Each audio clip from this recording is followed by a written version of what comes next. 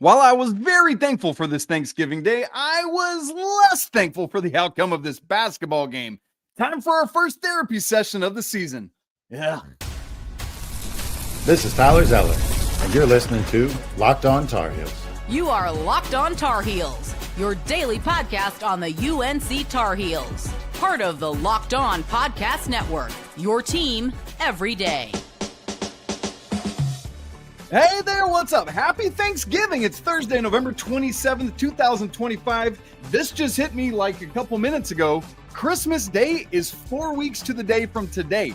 New Year's Day is 5 weeks to the day from today. How is that a reality? Welcome to this live postcast edition of the Locked On Tar Heels podcast, the only daily North Carolina show out there. I'm your host, Isaac Schade. You're joining me at the place to get your Tar Heels content every single day. It's all part of the Locked On Podcast Network, now the #1 sports podcast network in the world. I want to thank you so much for being here with us after the game.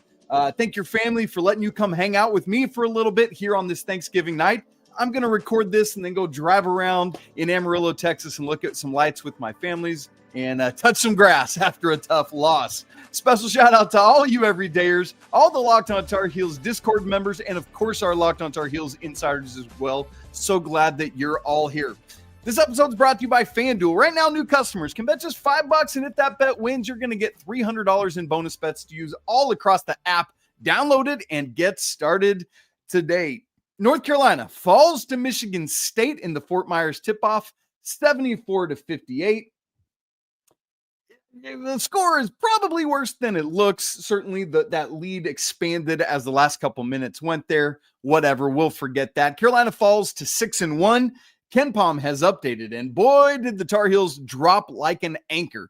33rd overall at KenPom now, 44th in offensive efficiency, down to 31st in defensive efficiency. Remember, Carolina had been inside the top 20 in defensive efficiency after the St. Bonaventure's game. All of that means that you have joined me for our very first therapy session of the season. I'm trying to cry some fake tears and do the Peanuts sad theme music as Charlie Brown walks away. Anyway, despite the therapy session, I do want to say happy Thanksgiving to all of you. I hope it's been, aside from the game, a great day. A reminder of the humanity of it all. North Carolina, as a team, is going to gather and eat Thanksgiving this evening together. Yes, it's a sad loss, but man, it's just a good day to be reminded, as Coach Smith would often remind the guys of people in Asia that don't have the first clue what's happening, that this is a day to be thankful that you got to watch the Tar Heels win, lose, or draw. But it's especially a happy Thanksgiving for India Navarre. Did you see what the Lady Tar Heels did this morning? Holy cow. She got the second triple-double ever in Carolina women's history. 13 points, 12 boards, 10 steals in a 64-33 win over South Dakota State. Shouts to you, India Navarre. You are a baller. Now, this is our live Thursday postcast. The Friday show for Locked On Tar Heels, I'm actually going to be driving home tomorrow, and I thought it'd be fun to wait till I get home and do a live show tomorrow afternoon or tomorrow evening from back in my own quarters. So make sure you're ready for that. Speaking of which, one last show at Miss Jan's house. If you've been with us this week, you know my family friend Jan has let us use her house for her shows. One more time, give Jan, spam some thank you, Jan, in the comments. And that means also, I hope the video's looking good for you all, because it's been, the internet's a little bit iffy, so we'll see what's going on. All right, here we go. Let's dive into it. I've taken too long already. If you're new with us in our live postcast, here's what we do. We go big picture. We go nitty gritty. We look ahead at what this loss means now as Carolina looks to playing at Rupp on Tuesday night. So a couple big picture things really quick. Reminder, this is the third straight year the Tar Heels and Spartans have met. Carolina won in the second round of the NCAA tournament in the 23-24 season. Carolina lost Thanksgiving week last year in the final game of Maui, the third place game. That was sad and disappointing. And now they lose again. This is actually 3 out of the last 4 games in this series that the Tar Heels have dropped to Tom Izzo's crew. This was an opportunity to prove to America that you belong. In some ways, it felt like Carolina was really going to do that for a while, even if they lost, because every time Sparty pushed out, Carolina pushed back. But the final score doesn't indicate that, because as Michigan State built out that lead at the end, Carolina got a little bit desperate, and even worse offense that they had run at other times throughout the game. Another thing I want to say on the positive about this is on a week where I have watched all these Players Era Festival games and just seen how sterile and gross the environment is in Las Vegas in those two arenas, to see this environment, to see Maui, give me this every day of the week, right? Like, there's a conversation for us to have at some point soon here about, should the Tar Heels go do the Players Era Festival? I would much rather do this.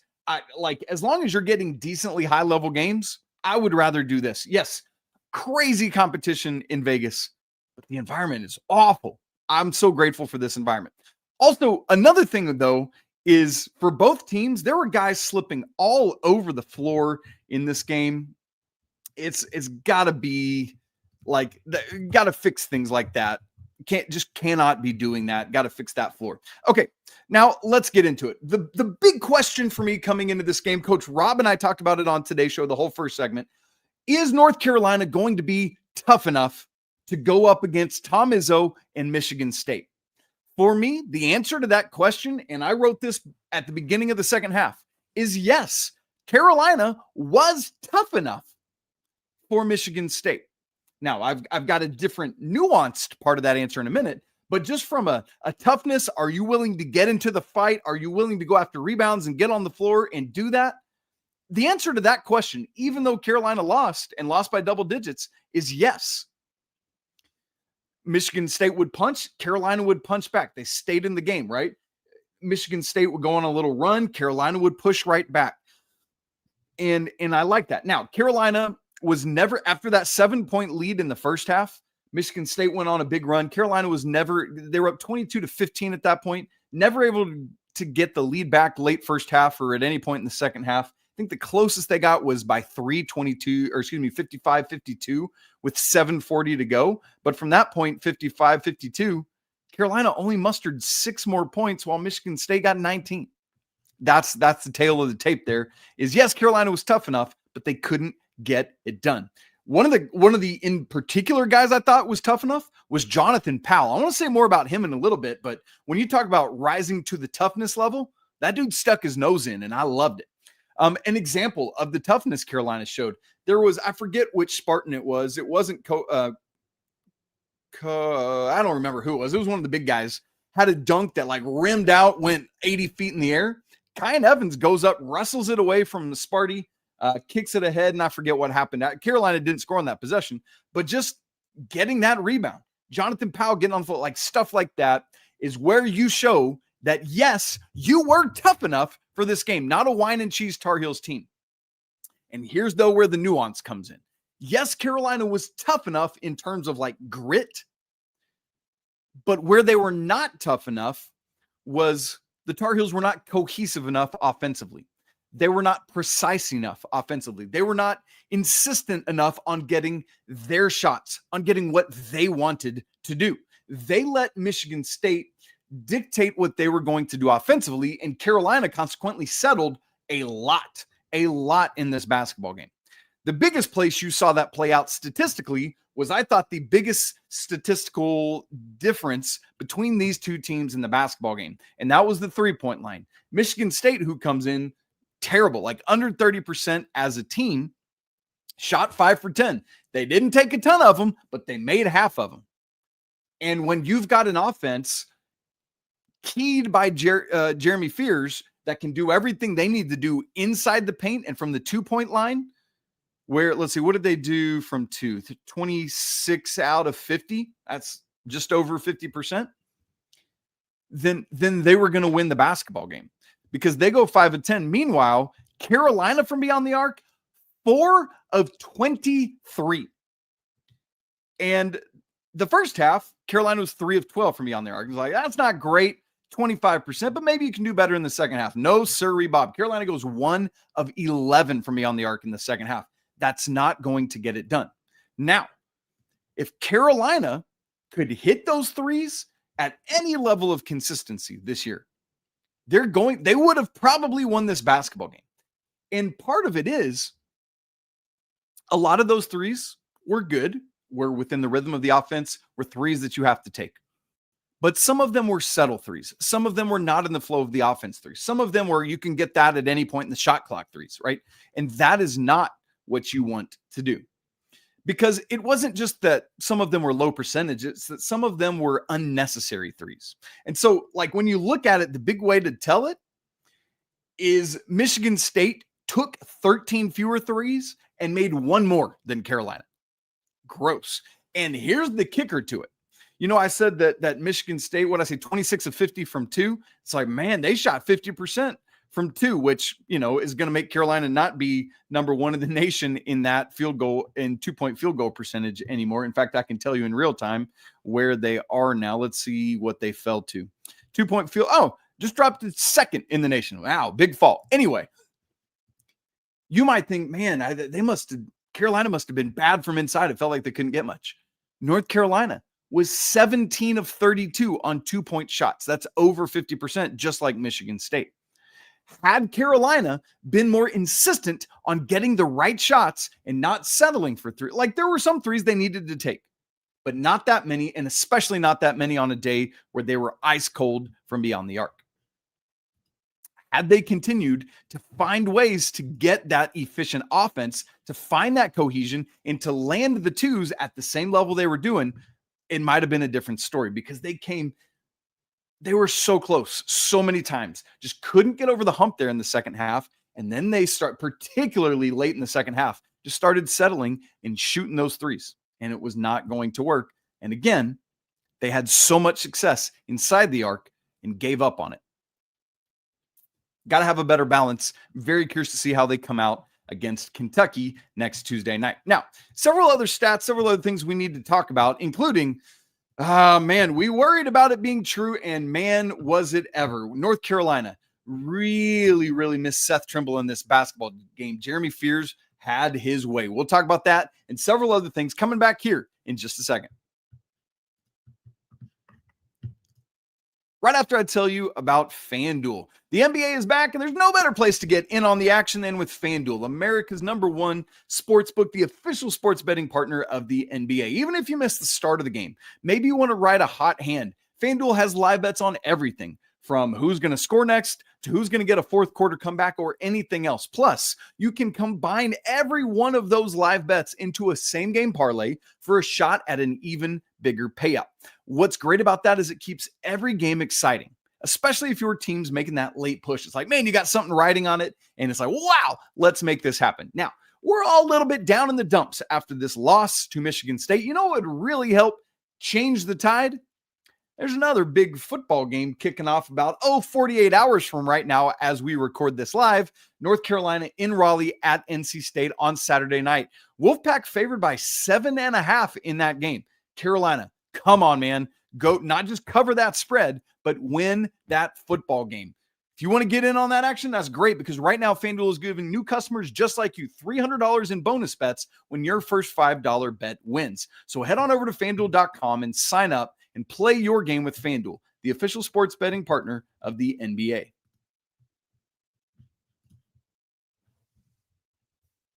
All right, for those of you watching in real time, I'm pulling up the box score now so you can see that and follow along in that regard. If you're watching later on, listening later on, no worries. You can find the box score and listen and track along, but I'll talk us through it as well. And also, I want to thank you for making Locked On Tar Heels your first listen of the day every single day. And thank you for making Locked On now the #1 sports podcast network there is. Man, it's crazy, crazy cool. And it's because of all of you. And on this Thanksgiving Day, I'm very grateful.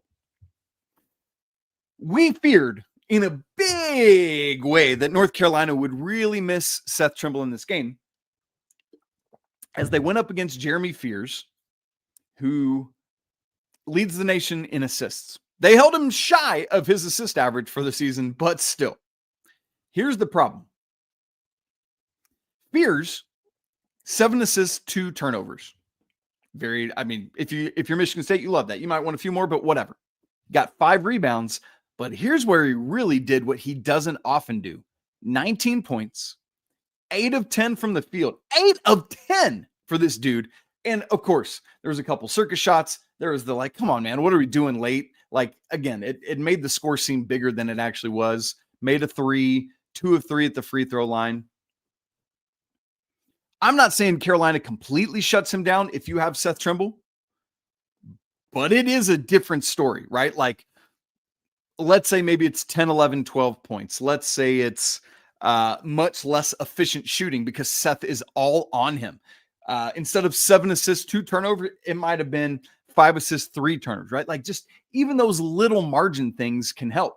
But North Carolina is going to have to learn from this because it's at least, another month, maybe more before you get Seth back.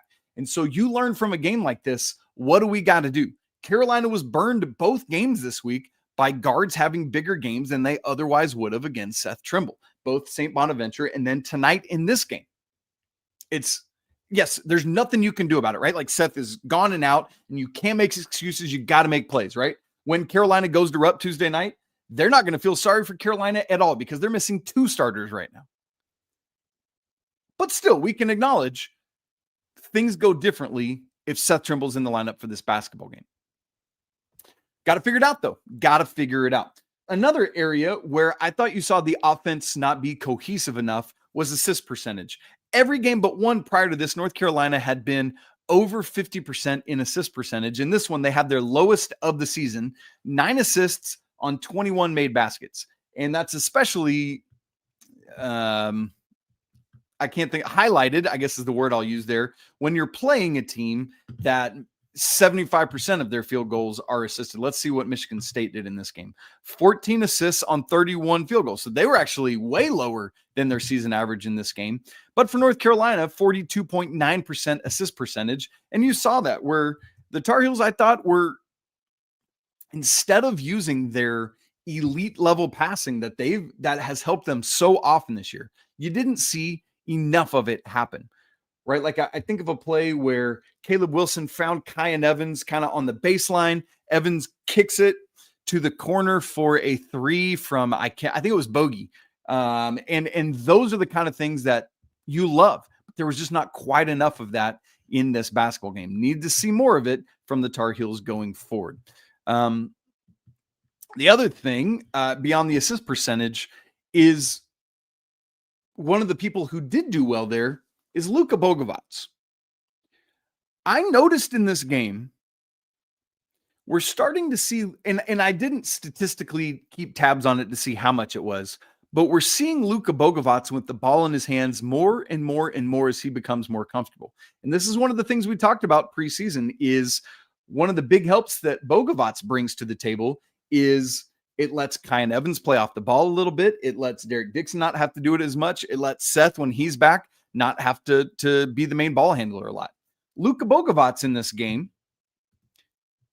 had 5 assists and 0 turnovers. 5 assists out of Carolina's 9, easily the leader in that department for the Tar Heels. And again, 0 turnovers. How incredible is that? For the season, Luka is now up to 24 assists against just 5 turnovers. Y'all, that is a 4.8 to 1 assist to turnover ratio. Luka is really, really helping Carolina in that regard. His 3 he was just 1 of 6 from 3 tonight. Fine, that there's better days ahead there.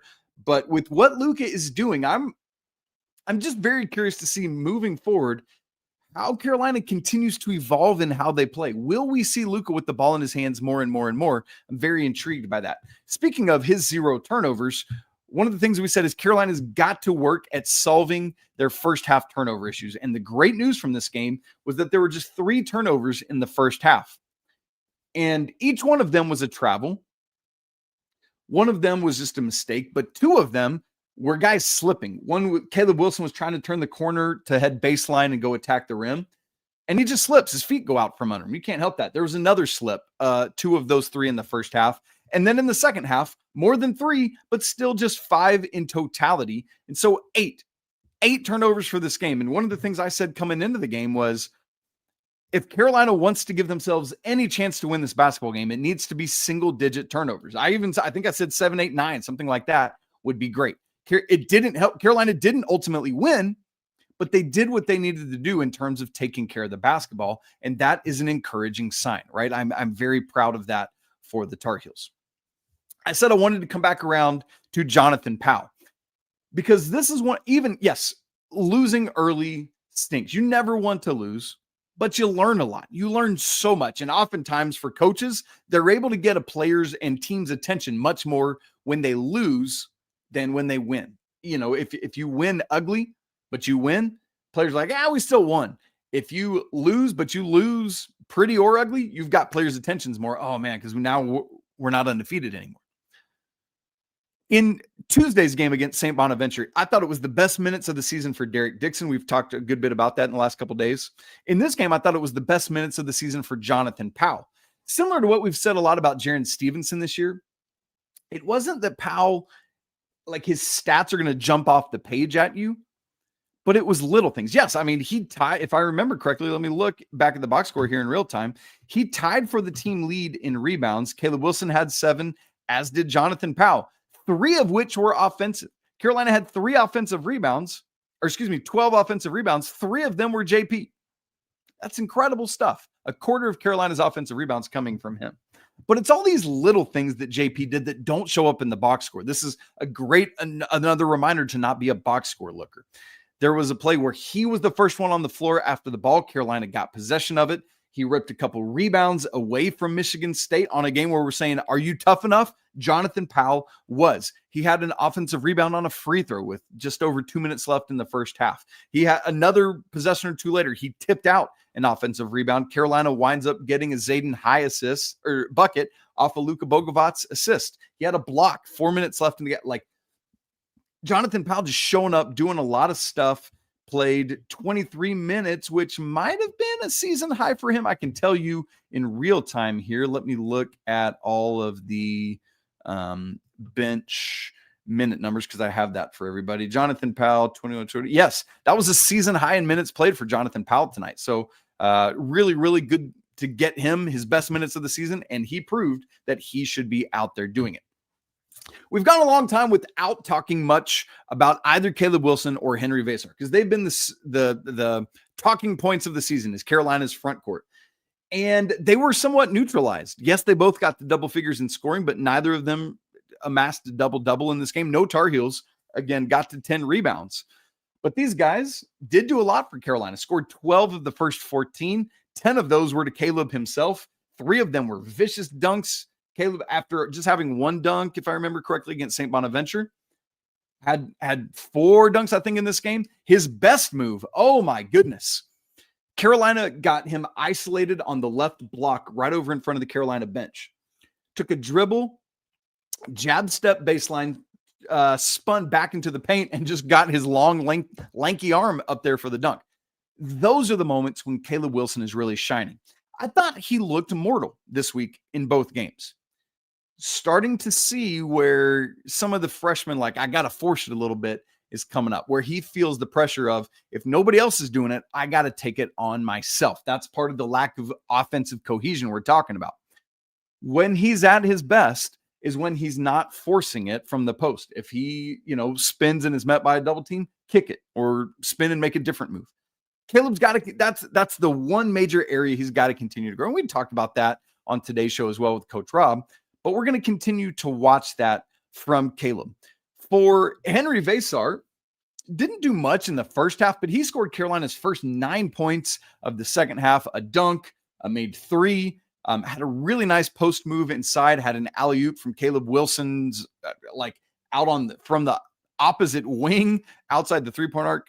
Really good stuff there. It just wasn't quite the dominance we're used to seeing from the front court. And let's see what they're like for Henry. The thing is, he was still really, really efficient. 6 of 9, 13 points, 1 of 2 from 3, 6 boards, a block, and a steal. And so, you can't ask for much more, maybe than a few more shots. One of the things I thought we saw better from Henry than we have in other moments this season is we wondered, how would he be going up against this Michigan State front court? And Coach Rob talked about on the show today, making sure that he's not floating, that he's staying anchored when he needs to. And we saw 2 or 3 really nice post moves for buckets from Henry Vasar in this game. So that was really encouraging to me. On a night when Carolina loses, you like to see that. Now, as a team, Carolina was 10 of 20 on layups. You'd like to see more efficiency on the layups. I think Bogey had a bunny at one point, a couple missed bunny. But Carolina 6 of 6 on dunks. It's just the non-dunk layups that you've got to get, and it's got to be better. All right, a couple other things I do want to hit on. Want to get to a couple of your comments too, because the comment section is blowing up tonight. We'll do all that coming up here in just 1 second. Right after I tell you about our friends at Omaha Steaks. You guys, it's so cool. My in-laws, just yesterday, we did our Christmas with them because we won't be together for Christmas. They got my wife and I an Omaha Steaks package. It's so cool. How many times have I talked about it with you all here on the show through the years? And now somebody got one for me. It's so really cool. I was overjoyed by this. The holidays always feel a little easier when you know the perfect gift, and Omaha Steaks makes it too simple for you. Whether you're treating yourself or someone else, man, Omaha Steaks is the way to do it. And this week is the best time to jump in because they've got a cyber sale. It's here, and the deals are huge. The quality of Omaha Steaks is a chef's kiss, exactly what you're looking for. Tender steaks, rich flavor, and meals that make hosting or even just a regular weeknight easy, easy, easy. They've got all sorts of variety beyond just steak. Check it all out. It's one of those gifts where you don't have to find, do you need a size large or extra small? One size fits all, baby. You got a stomach you like to eat? Omaha Steaks is for you. Save big on unforgettable gifts with Omaha Steaks. Visit omahasteaks.com for 50% off site-wide and an extra 20% off select favorites during their cyber sale. And for an additional $35 off, use promo code COLLEGE at checkout. Again, that's omahasteaks.com, promo code COLLEGE. Terms apply, and you can see the website for all the details. All right, a couple final things before we go get to the chat. Number one, got to have more production from the bench. Yes, I talked about Jonathan Powell, all the minutes he played, but 0 points in the second half from the bench. They only played 15 total minutes, 5 points in totality, all in the first half. There was 2 from high off that feed from Bogovac we talked about earlier, and a Jonathan Powell 3. That was it. That was the scoring. Meanwhile, Michigan State got 20 from their bench. A 15-point spread between the bench production in a game that Carolina loses ultimately here by, 16 points. There you go. That's part of the difference in addition to 3-point shooting. Next, we talked about turnovers. Really nice there, just 8 for Carolina. Love to see that, but got to make that consistent. Do it again against Kentucky on Tuesday night. Part of tough enough is Michigan State is really, really good rebounding team. And they out-rebounded Carolina. It's the first time the Tar Heels have been out-rebounded this year, 37-30. Interestingly enough, the teams were even on the offensive glass, 12-12, but that means then that Michigan State out-rebounded Carolina on the defensive glass, 25-18. And also critically, while the teams were tied in offensive rebounds, Michigan State doubled up Carolina in second chance points. So much more efficient and productive with those offensive rebounds than were the Tar Heels. Last thing I'll say before we get to your comments. The Kentucky game just got a lot bigger than it was going to be otherwise.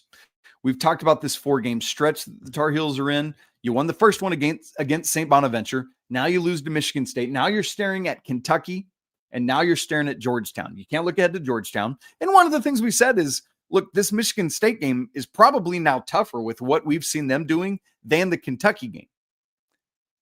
But if it was Kentucky on a neutral or Kentucky at home, it'd be different.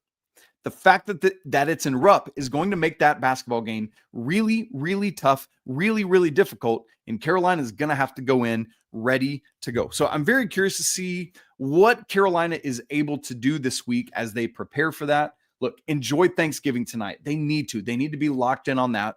But then watch this tape, learn from it, and what do we got to do now to prepare to go in and knock off the – because, yes, I know Kentucky has not been the world beaters a lot of people thought they would be early this season. All the same, to go get a win in Rupp would be massive. Yes, there are some nice moral victories, but also no moral victories. You've got to get a scoreboard win. You've got to get a record win. It's not the end of the season. They're not going to miss the NCAA tournament if they don't beat Kentucky. But, man, what a boost and buoy it would be for Carolina's resume if they could get it. Let me get a quick sip here, and then we'll move on to your comments. All right, you guys. Lots of stuff that you guys have said.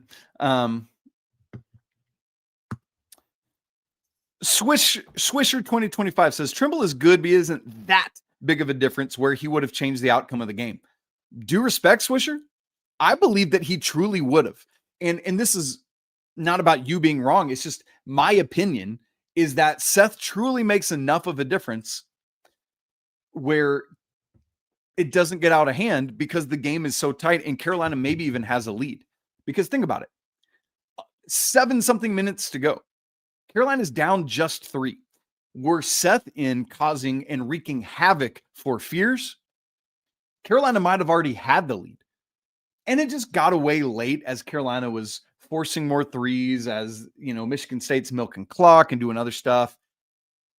So due respect, I disagree, because also, like I've only been mentioning his defense. Offensively, I think his athleticism breaks open the struggles Carolina had on offense and allows them to operate in the half court and in the transition game more capably, because he's able to get by just about anybody because of his athleticism and either finish at the rim, lob it up for Caleb, or let Caleb or Henry or Jaren get an offensive rebound and put back.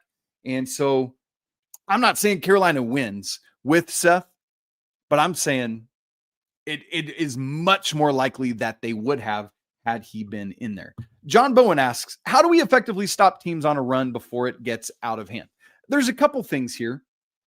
Number one, I'll say early in the season, there are times when you, as Roy Williams would often do, want to see how your team responds to a run. Yeah, I mean, eventually you got to call a timeout and stop it. But sometimes you want to see, can we work out of this organically? Can we work out of it naturally? And there's that side of it. Another way to stop teams on a run is to not take quick, ill-advised shots. Work your offense. If you got a run out, I'll absolutely take a quick shot. But don't get so caught up in the run that you're like, I got to score. I got to get an 18-pointer right now, because you can't do that. All you can do is chip away. And so part of it is the basketball maturity, the basketball experience to slow down and run your game, to stay locked in, not let the moment get bigger than you, and to get the best shots. Really go back to your principles in those moments, because you just get so crazy in those moments, and then it snowballs and then it's a bigger issue. And so one of the ways to effectively do that is to run a good set, get Caleb Wilson a game-changing dunk or Henry Vasar, and then you're back in it. Now, there's not one cookie cutter. Different runs are made differently, but you just got to be the harder things are, the smarter and the slower and more intentionally you got to play. Stay vigilant. I love this question. Was this more of how good Michigan State is, or is UNC not really a top 15 talent? North Carolina is a top 15 talent. North Carolina does not have the returning cohesion that Michigan State does. To that point, let me pull up. So North Carolina returns minutes continuity. You ready for this? 5.2%, 310th in the nation. As for Michigan State, you look at their minutes continuity from last year, 41.7%. That's 50th in the nation. And so, quite frankly, Michigan State should be playing more cohesively right now than the Tar Heels. Now, that's not a season-long excuse, because sooner or later, you got to own your crap and you got to get it together. You know what I mean? But right now, North Carolina continues to figure things out, continues to figure out who are we without Seth Trimble, and against a disciplined, cohesive, returning much more production than North Carolina Michigan State team, it's going to look that way. I think Michigan State also is much better than really anybody expected preseason, because a lot of the pieces are coming together more quickly than and is more capable than I thought they would be. Because let's say, stay vigilant in others. Let's say this, when Carolina was down 52-55, let's say instead of 4 of 23 or whatever Carolina was from 3, let's say Carolina is 10 of 23 from 3. They win this basketball game. And so that's part of it too, is we're probably not even having that type of conversation. It's like, oh yeah, now Carolina's beaten Kansas and Michigan State, and we're riding high and feeling easy. And so I'm not overly concerned. What would be more concerning is if Carolina gets just embarrassed at Kentucky and then can't beat Georgetown and can't beat Ohio State. If we're there, then yes, absolutely. Carolina is not really a top 15 team. This is a one-off, a game that got weird down the stretch that really was more of a Michigan State leading by 3-7 a lot of the way. That's what this game was. And so I leave the game with more questions than I had coming into it. That is certainly true. But long-term, I think this is just about Carolina regroup. I mean, heck, we could be Gonzaga today, who lost by 40 to Michigan last night. Woof, right? It's not that in any stretch of the imagination. So I think this was more about, rather than how good Michigan State was, how more cohesive Michigan State already is than North Carolina. And that's probably my biggest takeaway, is it shows the Tar Heels how much more work they got to do to get to the cohesion of Michigan State. Again, missing Seth is a big, big deal. Okay, you guys, I know there's a lot more to get to. I want to thank you for being with me on Thanksgiving Day. That means a lot, right? Like our guy, Knights Say Knee, who I finally figured out is Robert McPhail from Twitter. What's up, Robert? Says, surprised you're here today, Isaac. You guys, I'm here for you. Thankfully, my family is very understanding of my job. Again, as soon as I get done with this, driving right back home to my in-laws' house, and we're going to go drive around Amarillo and looking at lights. There's this special neighborhood we always go to. And so I just bounced out for a little bit, but we had already done all our family Thanksgiving stuff. I hope you all were able to do that too. And again, a nice big reminder of what's important in all this. So you all just, again, thank you so much. I know it's tough. I know it's frustrating to lose for the first time this season and to do it by nearly 20 points. That's disappointing. But if you can go out and beat Kentucky in Rupp next Tuesday, it erases all of this. Yeah, you still wish you won this game, but you know what I mean? We're going to feel vastly different. But back to the drawing board, got to make it happen. Well, I hope you all have a great rest of your Thanksgiving. I hope it's a great Black Friday and weekend for you. We will be, again, I'm going to go live when I get home tomorrow for the Friday show. And then I will be live again Saturday after the football game for the final football game of the season. That's kind of crazy. And then we'll be into the brand new week. So can't wait to be live and in the studio and chat with you all again tomorrow and Saturday. If you haven't subscribed to Locked On Tar Heels, do it now so you don't miss a second. If you haven't joined the Locked On Tar Heels Discord, where you been, man? It's a great place to be. That link's in the show notes. Come join. Same with Locked On Tar Heels Insider Program, where you can get one-on-one conversations with me and next level access to all sorts of stuff. Come join that. That link's also in the show notes. You guys, even on a frustrating game day, it is Thanksgiving, and it is always a great day to be a Tar Heel. I'll talk to you again tomorrow, but until then, peace.